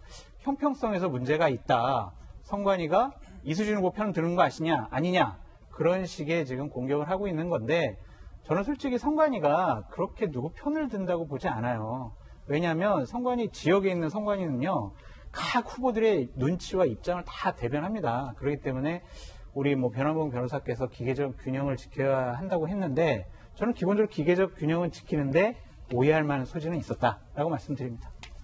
이경대 의원님. 네, 저도 뭐 누구 편을 들었다라는 생각은 들지 않거든요. 왜냐하면은 또 거짓말 아웃이라는 거는 이거에 대해서는 솔직히 이 부분에 대해서는 이거 좀 왜 쓰면 안 되나라는 생각은 저는 개인적으로 가지고 있어요. 선관위랑 다르게? 네, 이거는 좀 다르게 가지고 있는데 또 예. 적폐청산 같은 경우는 그냥 적폐청산을 쓰면 안 되는 거잖아요. 그냥 이거는 안 되는 거고 앞에 70년, 80년이 들어간 70년, 뭐 100년이 들어간 거는 된다라는 거예요. 네, 그런데 만약에 예를 들어서 적폐청산이 아니다. 아무리 프레임에 갇혔다 하더라도 이거 왜 100년, 80년, 100년, 뭐 100년, 70년을 썼는데 왜 이 부분에 대해서 나경원 후보가 왜 이렇게 발끈하는지 또 이 부분에서 조금 이해가 되지가 않고요. 근데 또 쓰면 안 되는 게 있습니다. 총선은 뭐 한일전이다. 이거 많은 민주당 지지자들 분들 안에서 이런 얘기가 많이 나오는데요. 선관위에서 이 부분도 쓰면 안 된다고 얘기를 했습니다. 네. 제가 짧게 좀 한마디 부탁드릴까요? 예, 짧게 부탁드립니다. 이게 안 준비된 되면 게 많아서. 이게 예. 안 되면은 못 살겠다 갈아보자 쓰면 안 됩니다. 예. 이게 안 되면은 민주당의 많은 후보들이 문재인 대통령을 앞세워서 마케팅하는 거 해서는 안 됩니다. 왜요? 선거는 지금 정부를 중간 평가하는 성격을 가지고 있는 성격 자체가 그렇거든요. 선관위가 제가 볼 때는 영 판단을 잘못하고 있는 겁니다. 예, 그런가 하면 여야에서 이 발언 논란이 또 나왔습니다. 청와대의 울산시장 선거 개입 사건과 관련해서 피의자로 분류된 백원우 전 민정비서관이 미래통합당을 향해서 쓰레기 정당이다라는 이른바 막말을 해서 논란이 되고 있습니다. 들어보시죠. 국민으로 다가오는 정당, 저런 쓰레기 같은 정당, 저런 쓰레기 같은 정치인들, 저런 쓰레기들을 국민 여러분들이 4월 15일 날 심판하셔야 됩니다. 지금 백원호 전 민정비서관의 육성 들으셨는데 미래통합당을 향해서 쓰레기 같은 쓰레기라는 표현을 수차례 썼는데 사실 글쎄요. 민정비서관 백원호 전 비서관의 발언을 들으면서 상당수의 국민들은 검찰의 수사를 생각지 않을 수 없을 거거든요. 그러면 그 수사의 결과에 따라서 어떤 결과가 나올지는 모르겠습니다만 과연 누가 누구한테 쓰레기라고 부르느냐에 대한 의문도 가질 분도 상당히 있을 것 같은데 어떻게 드셨습니까? 당연하지요. 화가 많이 났네요. 보니까 화를 숨길 줄 모르네요. 공직에 있는 사람 중에 사람들이 가져야 되는 덕목 중에 하나가 화가 나더라도 사실은 표현은 절제해서 해야 되는데 저런 모습들이 굉장히 우리 국민을 좀 답답하게 하죠. 적반하장이라는 얘기가 있습니다. 적반하장 뭐죠? 도둑이 오히려 몽둥이를 드는 거예요. 도둑질 했다고 잡아낸 사람을 더 혼내고 화를 내는 거예요. 백원우 전 비서관의 입장에선 화가 나더라도 지금은 저런 식의 표현을 해서는 안 된다는 상황 말씀드리고, 그리고 저게 본인뿐만 아니라 무언가 덮으려고 하고 뭔가 감추려고 하는 지금 이 정부의 어떤 움직임을 의심하게 하는 행동으로 연결될 수 있다는 말씀도 꼭 좀 드리고 싶어요. 하나 꼭 말씀드릴게요. 정치인들 여러분들, 제가 막말, 제가 김진 앵커가 얘기해 주는 것 중에 제일 고마운 게 보수의 품격이라는 얘기를 많이 해주셔서 감사해요. 품격을 왜 품격이라고 얘기하냐니까 말을 정제해서 한다는 얘기를 하시더라고요. 고맙습니다. 2008년도에요. 미국에서 오바마하고 맥케인의 대선이 벌어졌었습니다. 그때 오바마를 지지하고 있는 사람들과 맥케인을 지지하는 사람들이 완전히 갈렸죠. 우리하고 똑같아요. 근데 맥케인을 지지하는 사람 가운데 한 사람이 유세장에서 맥케인 오바마를 싫어하는 사람이죠. 오바마는 미국 사람이 아닙니다. 저 사람 굉장히 위험한 사람입니다. 이렇게 맥케인을 대고 그거 지적하라 그래요. 그러니까 그분을 맥케인이 다독입니다. 아닙니다. 오바마는 미국 사람입니다. 굉장히 건실한 미국 시민입니다. 그런 말씀하셔서는 안 됩니다. 맥케인이 얘기입니다. 정적에 대해서. 오바마에게 패하고 나서는 승복연설을 통해서 뭐라고 얘기하냐면 오늘은 미국이 위대한 역사를 이룬 날이다. 흑인 대통령을 뽑아낸 날이다. 패배자가 그렇게 얘기를 해요. 우리는 그런 모습을 왜 좀 보면 안 되는 것일까요? 지금 변한봉 변호사님 백원우 전 비서가 민정비서관이 청와대 민정비서관으로 얼마 전까지 역임했던 분의 이야기를 들었는데 발언에서 상당히 좀 분노가 느껴진다라고 박성기 대변인 말씀하셨잖아요. 네. 백원우 비서관이 이명박 전 대통령을 향해서도 욕설을 굉장히 분노에 찬 욕설을 했던 장본인이기도 한데 왜 이렇게 화가 나 있을까? 통합당을 쓰레기라고 수차례 부를 만큼. 그렇죠. 노무현 전 대통령 연결식장에서 이제 이명박 전 대통령에 대해서 상당히 이제 좀 감정 표현을 극심하게 했었죠. 그때 이제 당시 이제 문재인 대표가 이제 또 정정에 사과하는 모습을 보여주기도 했었었고요. 근데 이제 하나 안타까운 점은 이런 상황에서 우리 편이 욕을 할 경우에는 또 그쪽 지지자들은 거기서 아무 말씀을 안 하세요. 또 이 비슷한 시기 즈음에 미래통합당의 한 지역구 후보가 이제 조국 같은 쓰레기가 나오면 안 된다. 그러니까 저쪽에 표를 주지 말아라라고 얘기하니까 그 기사에 좌표가 찍히면서 엄청나게 비난 댓글이 많이 달렸습니다. 민주당 지지자분들이 어떻게 쓰레기라는 막말을 사용하냐. 너 같은 사람은 정치하면 안 된다. 아웃돼야 된다라는 길이 한번 있었습니다. 근데 이제 반대로 백원우 비서관이 저렇게 쓰레기라는 막말을 했었을 때는 그쪽에서 또 조용하죠. 왜냐, 저 사람도 나쁜 사람이니까 나쁜 사람도 욕한 게 뭐가 잘못돼라는 식으로 지나치게 보시는 것 같으세요.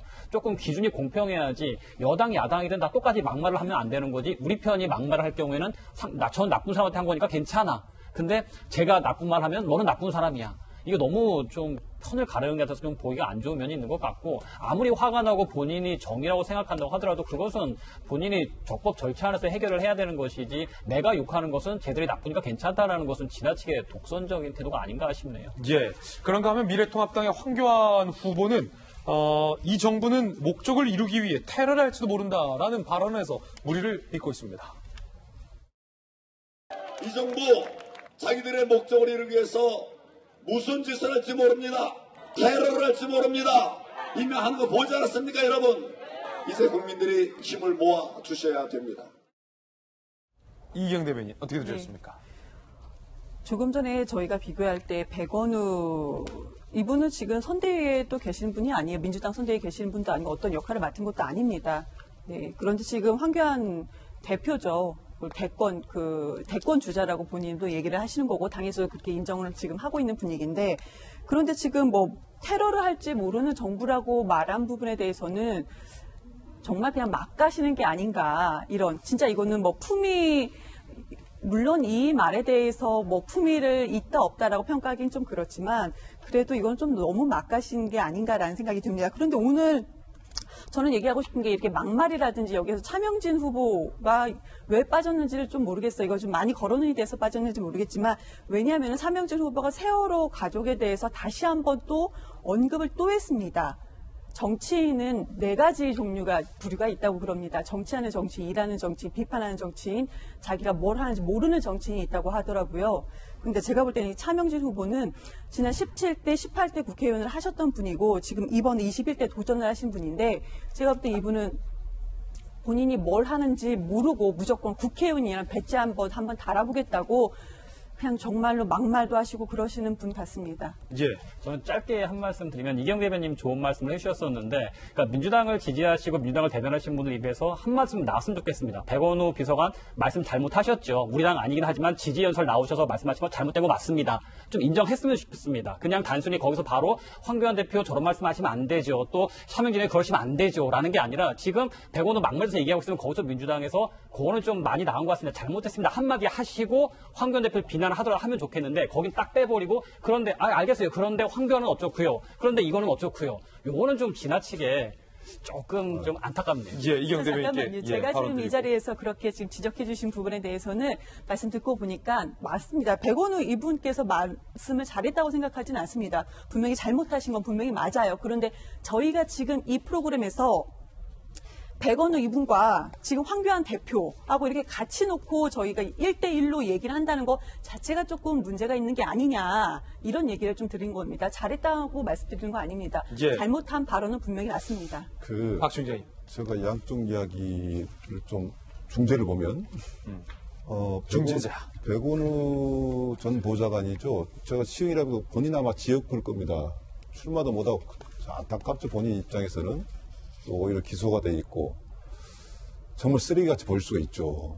거기에 마이크를 줬으니까 상대방을 돕는 거라고 생각해서 이제 저는 외치됐다고 생각하고 황교안 대표도 마찬가지예요. 지금 상황이 너무 안 좋다 보니까 약간의 정치적 이성을 상실한 거예요. 상대방을 좀 비판하고 이건 당연한 거지 후보자로서. 그런데 테러할지 모른다? 그건 유권자들의 수준을 두 사람 다 무시한 겁니다 이게. 그러면 이 현상 우리가 이제 자꾸 우리 보수의 품격께서 말씀하시지만 자기 막말 큰 문제를 알잖아요. 이게 막말이 큰 문제된 이유가 있습니다. 1994년에 선거법을 바꾸면서 큰 기조가 뭐였냐면 입은 마음껏 하고 돈을 못 쓰게 만들었어요. 그때만 해도 돈으로 패를 매수를 많이 했지 않습니까? 쭉 오다 보니까 이제는 돈으로 큰 문제는 안 생깁니다. 이제 막말이 이제 아주 일상화가 돼버렸어요. 정치인은 막말해야 되는갑다. 오히려. 그래서 앞으로 이번 선거는 이렇게 갈 수밖에 없다고 보고 선거 끝나자마자 우리 정치인들의 막말은 많은 사람을 괴롭히고 국가적인 어떤 일을 못하게 하잖아요. 국회에서 누가 한번 욕하면 내용 안 따져. 너 왜 나한테 반말이야? 그때부터 모든 것이 싸움으로 가버립니다. 너 몇 살이야 이러잖아요. 그다음에. 그래서 저는 국회법도 마찬가지고 예. 선거법도 마찬가지고 막말을 처음부터 원 스트라이크가 아니라 3스트라이크 아웃으로 간다 정도로 정말 이것은 우리가 경계와 발본 대상으로 삼아야 될 것이 저는 정치인의 막말이다 생각합니다. 예. 자, 선거 이슈 짚어봤습니다. 이번엔 저희가 준비한 세 번째 이슈 그리고 네 번째 이슈도 남았습니다. 세 번째 이슈부터. 이게요. 그냥 조주빈이 인터넷에서 뭐 했대 이 정도가 아닌 것 같아요. 오늘 한겨레 신문이 취재한 바에 따르면 본인들이 성적으로 착취한 피해 여성들을 온라인상에서 마치 경매처럼 돈으로 흥정을 하고 이들을 노예라고 지칭하며 돈으로 산 남성들에게 오프라인에서 성적인 학대와 성적인 폭력을 할 수 있게끔 해준 것 아니냐라는 정황들이 오늘 새롭게 드러났기 때문입니다. 일단은 중간 수사 결과 발표를 앞두고 있는데 그 내용부터 좀 함께 보시죠.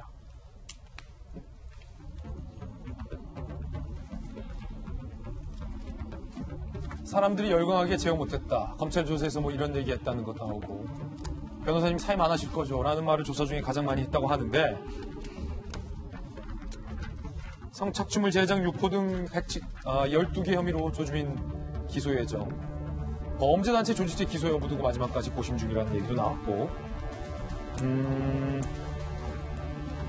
조주빈이 고액 회원들을 대상으로 1대1 비밀방을 만들었다.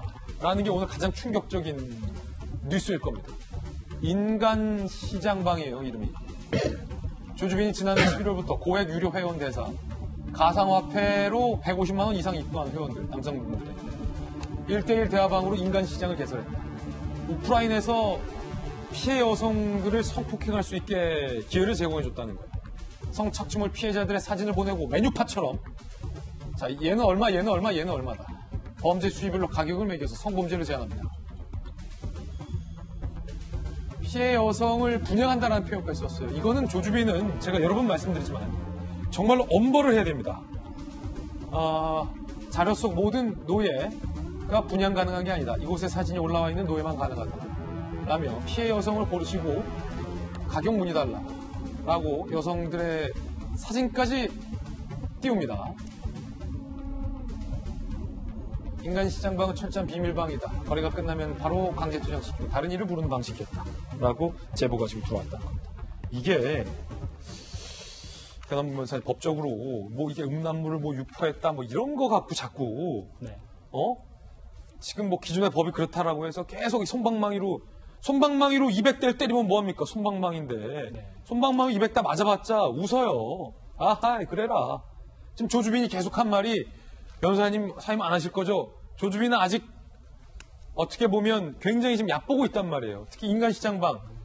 이 여성분들 누군가의 딸이에요. 소중한 금지옥엽 키운 딸을 상대로 노예라고 지칭하고 분양을 하고 돈을 매겨서 좀 그 방에 가입한 사람들, 인간시장방에 돈 내고 그 여성들한테 어떻게 무슨 짓을 했는지 모를 이 남성들도 손방망이로 300대 때려봤자 손방망인데 이거 어떻게 할 수 있는 방법 없습니까? 그렇죠. 사실 기존의 형법이라든가 관련 특별법에서 나와 있었던 거는 단순히 동영상을 유포하거나 또는 강압적으로 성관계 영상을 촬영하는 것 정도까지만 처벌하는 것이었는데 이렇게 그 특정인을 계속 지속적으로 성적 압박을 가하고 분양을 하고 뭐 이런 식으로 하는 것 대체는 예정을 못했던 거죠. 그러다 보니까 형량이 좀 낮은 문제가 있습니다. 그러다 보니까 이제 검찰은 최고 형량을 구형해서 범죄단체 조직죄까지 적용하는 것을 이제 고려를 하고 있는데 이게 좀 상당히 쉽지가 않아요. 왜냐하면 범죄단체 조직죄라는 것이 단순히 어떤 모임을 말하는 것이 아니라 위계 질서가 있고 구성원들 모두가 어떤 범죄를 목표로 하면서 철저한 그 계층 계급이 존재해야 되거든요. 그러니까 일례로 조폭 같은 경우에는 보스가 있고 중간대장 있고 행동대장 있고 행동대원 있고 다들 우리 조직이 어떤 조직이고 우리 조직은 어떤 지역을 장악하고 보스의 명령은 절대적으로 복종하고 그런 위계 질서와 룰이 딱 있습니다. 근데 사실 이런 뭐 보이스피싱 조직이라든가 이런 뭐 이제 엠번방 조직 같은 경우에는 물론 이제 공범죄 운영자들 몇 명끼리 자기들끼리는 수익 배분하고 그런 조직체가 있긴 하겠죠. 근데 단순하게 돈을 받고 돈을 찾아오는 사람, 아니 심부름하는 사람, 그 사람들은 정확하게 실체를 모르게 됩니다. 그러면 기존 법리에 따라서 과연 이게 범죄단체 조직죄를 적용할 수 있느냐 사실 고민을 많이 할 수밖에 없거든요. 워낙 또 예외적으로 적용이 되나 보고 하니까. 그러니까 이거는 아마도 검찰에서 좀 더 법리적 검토를 하게 될 것 같기는 한데 어쨌든 양 죄질에 있어서 너무 안 좋기 때문에 기존 법에 있어서라도 가장 높은 형을 적용을 해서 엄벌에 처하는 것은 반드시 필요하다고 보여집니다. 이른바 조폭들을 일망타진하는 것처럼 단체적인 어떤 조직적인 범죄로 처벌할 수 있게 해야 된다는 의견이었는데 이 조주빈 일당이 손석희 씨와 윤장현 전 시장 등에게 보인 범죄 패턴에는 마치 조폭처럼 조직적으로 범죄를 했다라는 단서가 나오거든요. 이걸 단서로 조주빈 일당들 그리고 거기에 돈 내고 아까 그 오프라인 시장에서 여성들을 돈을 내고 어떻게 하려고 했었던 이 남성들까지 처벌할 수 있을 가능성까지 좀 보일 것 같습니다. 함께 보시죠. 손석희 사기에 이른바 5명이 분업을 했다는 건데 손석희, 김웅, 윤장현 등을 상대로 조주빈 사기 행각에 5명이 가담을 했다. 조주빈과 닉나인 부따의 강모군, 공익용 강모 씨, 그다음에 20대 이모 씨, 김모 씨가 동원이 됐다는 건데 어떻게 됐는지. 일단은 손석희 사장이 지금 알려진 것과는 조금 다르게 직접 만나서 돈을 건넸다라는 이야기도 전해지고 있습니다. 오늘 노컷뉴스 등의 보도에 따르면 손 사장이 수차례에 걸쳐서 2천만 원가량을 건넸다고 전해지는데 지금까지 알려진 것과처럼 이렇게 통장 이체로 준 게 아니라 직접 만나서 건넸다는 얘기도 전해지고 있어요. 조주빈과 이모 씨 또는 김모 씨가 직접 손석희 사장을 여러 번 만나서 직접 손석희 사장에게 돈을 받았다. 그렇다면 손 사장은 왜 직접 만나서 돈을 건넸는가? 라는 부분에 대해서 좀 의문이 있고요. 공익용 강모 씨의 역할은 손석희 씨의 차량 정보 및 개인정보를 조회해서 전달하는 일. 그리고 강모군은 텔레그램에서 스스로를 정부기관 최 실장으로 소개하면서 윤장현에게 접근을 했다. 그럼 김모 씨, 이모 씨는 뭘 했을지도 한번 보시죠. 김모 씨와 이모 씨 중 한 명을 보내서 그 최 실장 행세를 하게 했다. 손석희가 또 만나요, 여기서. 손석희 사장이. 이른바 이모 씨 또는 김모 씨를 JTBC에서 또 만나주었다는 거예요. 저때 만나서 JTBC에서 돈을 건넸는지 여부는 경찰이 아직 수사를 못한 부분이라 확실치는 않은데 손석희 사장은 수차례 이들을 만났고 그 모습을 보고서 그 때문에 윤장현 전 시장도 수천만 원을 조주빈에게 냈다는 거죠. 지금 보셨던 것처럼 조주빈과 공범들은 범죄단체 조직죄를 적용시 최대 무기징역까지 처벌이 가능하다라는 겁니다. 네. 우리 손석희 사기 사건, 이게 과연 이제 100% 피해자인지 아니면 또 손석희 사장이 또 무엇을 또 이렇게 좀 이렇게 아쉬워서 돈을 건넬 수밖에 없었는가. 이걸 수사에 저는 그 과제로, 숙제로는 이제 놔두기로 하고요. 저기서 우리가 읽을 수 있는 것은 지금 조주빈이가 하고 있는 것은 단독으로서 할 수 있는 일 이미 넘어선 부분이 너무 많다는 겁니다.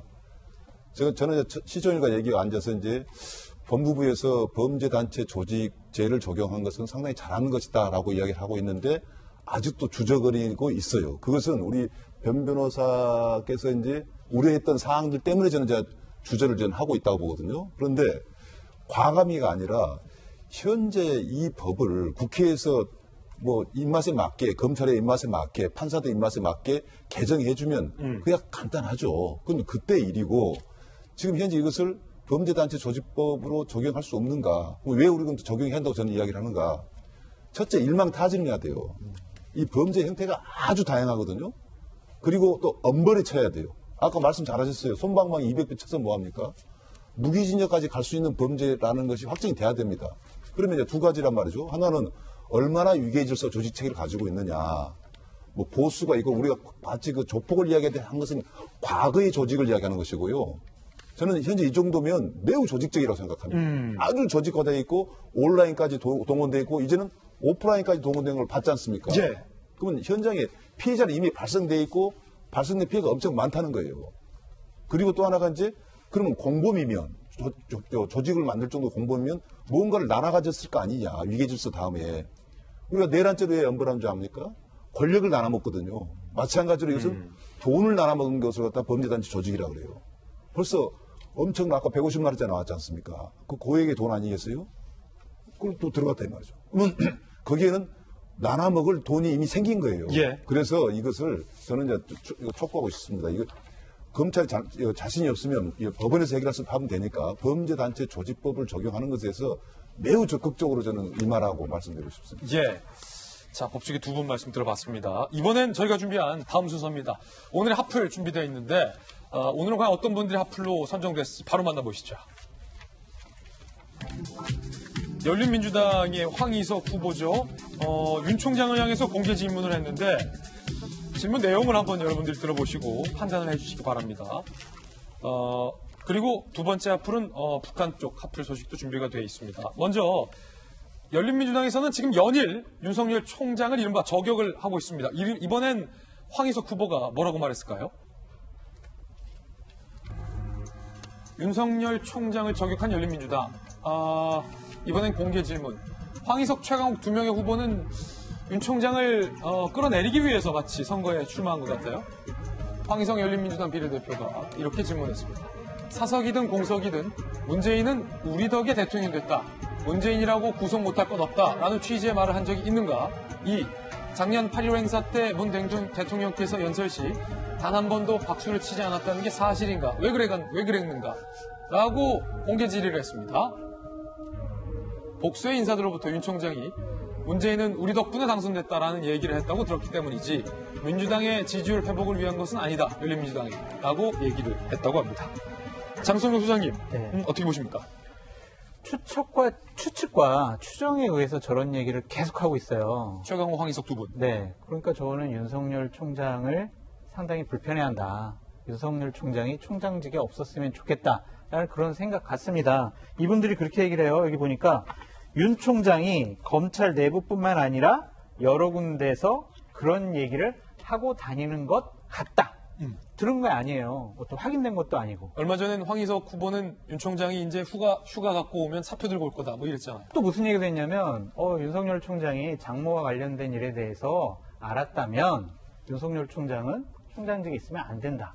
그리고 뭐 이런 말들을 받아서 유시민 이사장 같은 경우엔 식물총장이다. 이런 식으로 얘기를 하잖아요. 결국에는 윤석열 총장은 우리 편이 아니다. 그러니까 당신은 그 자리에 있지 않았으면 좋겠다. 그런 의도로 보이고 황희석 법무부 인권국장이요. 어떤 일까지 했었냐면 검찰 개혁 추진 단장까지 했어요. 예. 저렇게 추측과 추정으로 모든 사안을 판단하는 분이라면 저분이 어떤 검찰 개혁을 했을지 상당히 의심스러운데 일단은 저분들이 국회에 들어가면 상당히 시끄러울 것 같습니다. 아니 이분이 법무부에서 인권국장을 했었어요? 법무부 인권국장을 하고요. 검찰 개혁 추진 단장까지 했었죠. 추미애 법무부 장관 때. 그렇죠. 지금 검찰에서는 뭐 이런 거에 대한 근거가 나왔나요? 예컨대 입장이 나왔나요? 윤 총장이 실제로 내가 문재인도 가둘 수 있다, 구속시킬 수 있다라고 얘기했다는 거에 관한 입장이나 뭐 그런 게 나왔나요? 아직은 없습니다. 아직은 없고 윤석열 총장은 그냥 이렇게 얘기해줘. 내가 100kg다. 흔들어 봐라. 나는 그냥 안 흔들린다. 이런 식으로 얘기를 하고 있는 거죠. 아니 그럼 황희석 후보가 그래도 국회의원 후보인데 네. 아무 근거도 없이 이런 말을 하지는 않았을 거잖아요. 본인이 근거를 좀 밝혔습니까? 아무런 근거도 없이 이전에도 많은 말들을 했습니다. 끊임없이 그런 얘기를 했기 때문에 이런 얘기를 한 것이 좀 놀랍지가 않은데 좀 검찰은 검찰 일을 할 수 있도록 검찰총장도 검찰총장으로서 일을 할 수 있도록 좀 정치권에서는 더 이상 건들지 않았으면 좋겠어요.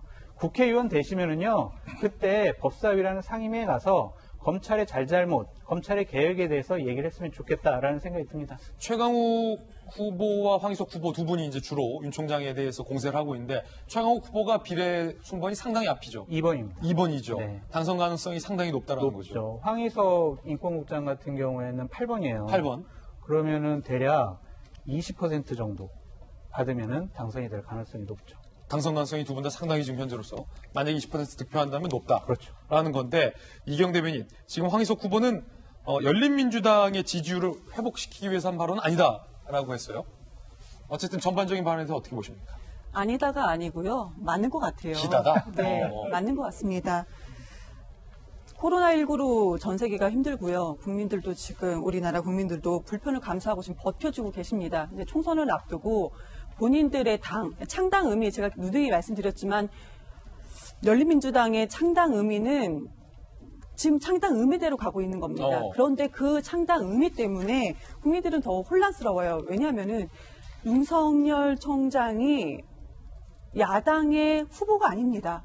지금 총선을 이틀 앞두고 나서 계속 이렇게 끌고 얘기할 필요가 없는 상황이라고 저는 생각을 합니다. 예. 네. 그런데 지금 당의 지지도를 높이기 위해서 하는 게 아니라고 말씀하시는 거는 너무 속보입니다. 예.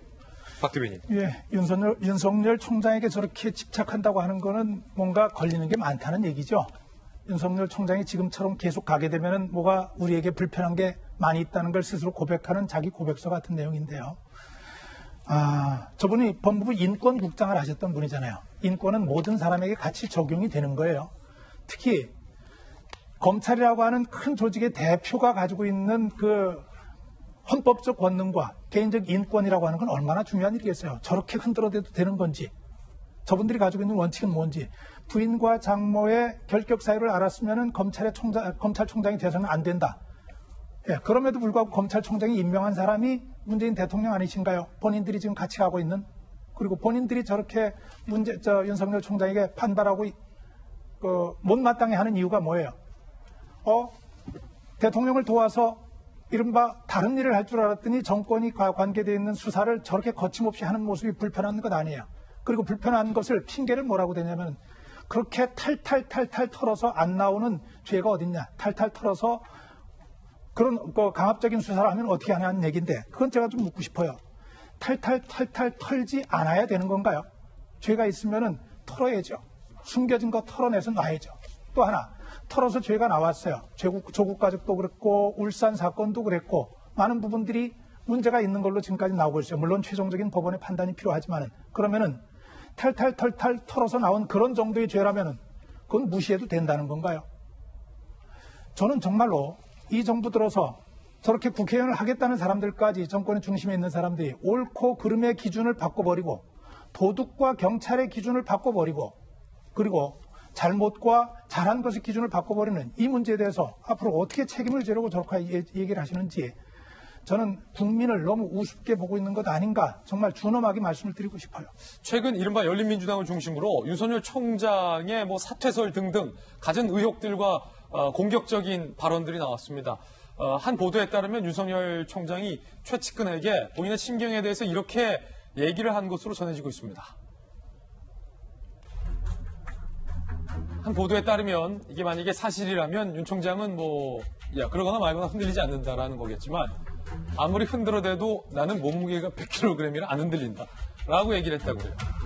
이른바 사표를 낸다는 등 장모와 아내 사건에 윤 총장이 연루가 돼 있다는 등 그리고 이번에는 내가 문재인 대통령을 가둘 수 있다라고 말을 했다는 등 여러 가지 이제 공세와 관련돼서 정면 돌파하겠다라는 발언으로 보이고 나를 자르지 않는 이상 총장의 임기를 내가 지킬 거고 내가 있는 한 울산시장 선거 개입 등의 수사는 계속하겠다라는 의미로도 해석이 되고 있는데 변원 변호사님 법직에 계시니까 이게 뭐 무슨 뜻일까요? 흔들어대도 내가 몸무게가 100kg이라 안 흔들린다. 이게 뭐 느닷없이 많이 나간다 자랑하는 건 아니잖아요. 일단 조직의 수장으로서 조직에게 동요하지 마라. 나는 끄떡 없다라는 자신감의 표현이라고 봐야 될 것 같고요. 뭐 주변에서 뭐 장문이라든가 아니면 처갓집을 건들려고 하는 것 같은데 문제 없다. 그런 거는 그냥 정적 외압이니까 그 신경 쓰지 말고 수사에만 매진을 해라라는 수장으로서 조직을 보위하기 위해서 얘기를 했었던 것 같습니다. 아마 그래도 본인 생각이 많겠죠. 일단은 본인의 머릿속에는 검찰청법에 검찰총재 임기가 제한돼 있으니까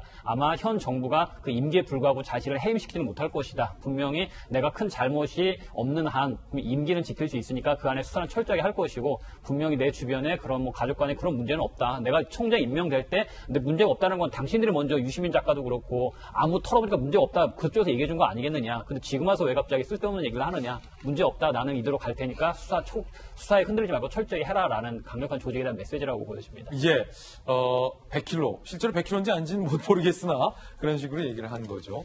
윤 총장과 관련된 정치권 소식까지 한번 봤습니다. 이번에는 두 번째 앞풀인데 북한 정치국 회의의 모습이 공개가 됐는데 함께 일단 한번 보시죠. 네, 이제 원탁에서 둘러서 북한 정치국 회의 모습을 하는 장면을 북한 매체가 이례적으로 공개를 했고 북한의 김정은 위원장이 뭐 상석에 앉았죠? 옆에 인공기가 있고요. 이야기를 이어나가는 모습들 함께 보고 있습니다. 김정은 위원장이 직접 정치국 회의를 주재해서 코로나를 최우선으로 논의를 했다고 해요. 코로나가 투쟁과 전진에 장애가 될 수 있다라고 얘기도 했다고 합니다. 함께 보시죠. 북한에 확진자 없다면서요. 코로나와 관련해서 북한이 사실상 비상에 걸린 건 아니냐라는 분석이 나오고 있고 지난 10일에 예정됐던 최고인민회의가 사전 공지 없이 연기됐다는 것. 그제 김정은이 주재하는 정치국 회의에서 코로나를 최우선으로 논의했다는 것. 투쟁과 전진에 일정한 장애를 조성하는 조건이 될 수 있다라고 얘기했다는 겁니다. 그런가 하면 지난달 3일 청와대를 향해 전응하다라고 논평을 했었던 김정은의 여동생 김여정 정치국 후보위원으로 복귀했다는 소식도 들어와 있습니다. 일단은 뭐 워낙 북한이야말로 블러핑을 잘하는 국가이기 때문에 박상철 교수님이 이제 경기대 정치전문대학원의 북한학과 주임 교수로 북한 연구를 많이 하셨는데 지금 북한의 코로나 상황이 심각하다라고 분석을 하고 있거든요. 국내의 북한 전문가들은 특히 김정은이 직접 정치국 회의를 주재해서 야, 코로나가 이거 비상이다라고 사실상 대내외에 이거는 시인을 한 거다라는 거고 문제는 이 북한의 코로나가 지금 어느 정도 상황인지 확진자가 얼마나 나왔는지 북한이 과연 스스로 파악조차 할 수 있을까의 부분에 대해서 많은 사람들이 의문을 갖고 있는 거 아닙니까? 그럼요. 지금 북한만 코로나의 외의 지역으로 생각한 사람 아무도 없겠죠. 예. 그리고 김정은 체제 유지를 위해서 코로나는 굉장히 중요한 전국이라고 봐요. 위기가 왔는지 안 왔는지 별개 문제로 치더라도 우리가 중국을 봤지 않습니까? 중국의 코로나 사태가 첫 출발했을 때 시진핑 주석 체제가 상당히 흔들렸습니다. 이게 김정은 입장에서도 위원장 입장에서도 굉장히 중요한 요소로 볼 수밖에 없고 그러다 보니까 우리가 묻지도 않았는데 한 명도 나타나지 않았다고 믿을 수 없는 이야기들을 계속 했단 말이죠. 그런데 이제 코로나라는 것이 어쩌면 김정은 위원장에게는 위기일 수도 있고 또 하나의 기회일 수도 있다라는 양면성이 저는 있다고 봅니다. 김정은 위원장이 그동안에 이제 그 핵보다 경제를 더 발전시키겠다는 이미지를 상당히 줬고, 근데 코로나로 인해서 뭐 경제 잘 되겠습니까? 그 다음에 북미 회담이 이제 봉착 상태에 들어갔는데 이것도 김정은 위원장의 지도력에 리더십에 큰 타격을 줄 수 있는데 코로나로 이걸 덮은 감이 없지 않아 있어요.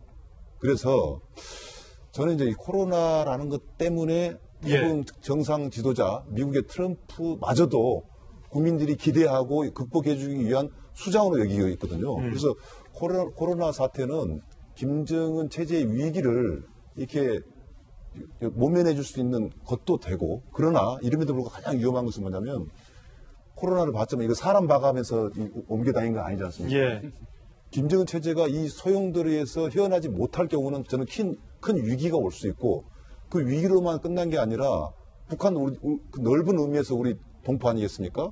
북한에서 이 코로나가 안 잡히면 우리에게도 영향일 수도 있다. 그래서 그냥 북한의 문제만은 저는 아니라고 보고, 그리고 끝으로 하나 제가 말씀드리면 아까 김여정 이 정무위원이 그 정치위원이 얘기가 나왔지 않습니까?